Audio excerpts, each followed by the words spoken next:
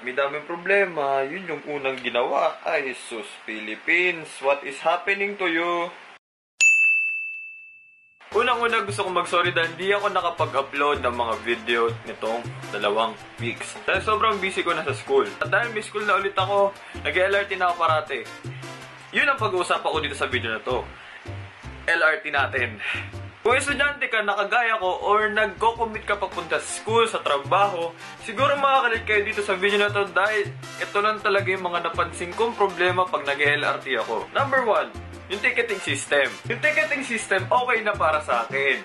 Lalagay mo lang, tapos kakainin ng machine, tapos babalik ulit, kukunin mo, tawid. Yun yung dating ticketing system ng LRT. Ngayon, binago nila ng beep card. Itong beep card naman na to, isa-scan mo lang. Scan mo lang siya. Lagay mo siya. Tit! Ang nakita kong problema nito, dahil dito, mas sumaba yung pila dun sa mga turnstile. Dahil itong card na to, minsan nagka-card fail. Tapos, kaya nga scanner.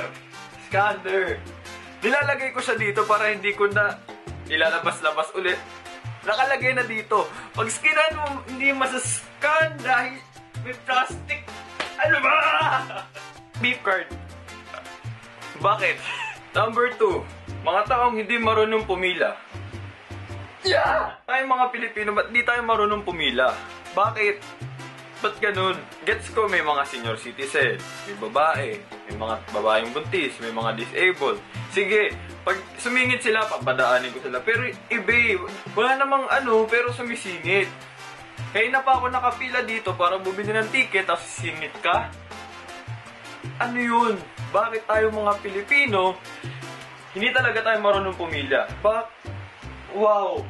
Number 3, kulang ang mga trend. Sa LRT kasi, may line 1 tsaka line 2. Sa line 1 yung pag-uusapan ko. Sa line 1, kulang yung mga trend. As in, kulang. Kulang na kulang. Dahil ang dami namin papasok at ang dami din namin pauwi. May one time kasi na dumating ako sa isang station ng 6:30. Nakasakay ako ng train ng 7:30. 7:30 yung class ko. LRT, dagdagan nyo yung train nyo dahil marami ng tao dito sa Pilipinas, maraming mga maraming nagkaanak. Kaya please, LRT, alam ko, hindi naman ganun kadali para gumawa ng trend, pero sana ginagawa nyo na siya ng action ngayon dahil grabe lang talaga yung LRT minsan. Okay, number 4.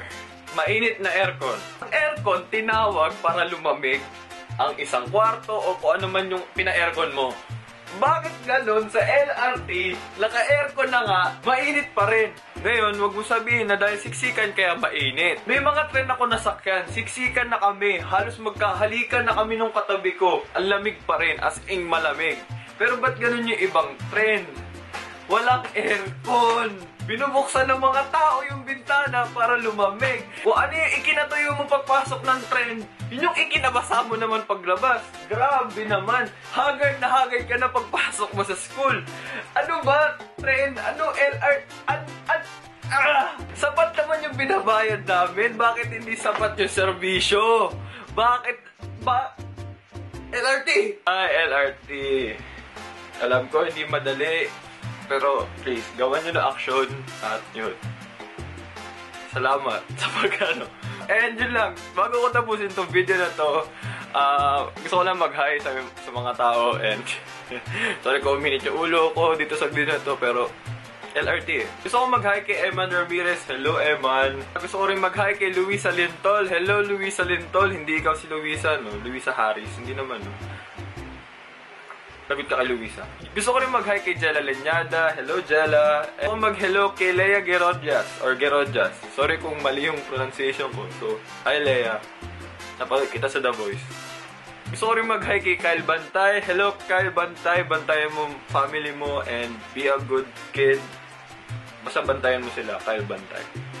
Make Bantay the Bantay family. And lastly, gusto ko mag-hello kay Jeric Torres. Hello, Jeric Torres. Hindi mo naman kapatid si basketball player na Torres. Sorry, hindi talaga ako nanonood ng basketball sa amin. Kung nagustuhan nyo itong video na ito, ang gawin nyo lang, give it a big thumbs up and subscribe to my channel for weekly videos. Click that one! And all of my social media websites are down below. And goodbye, thanks for watching. LRT? What?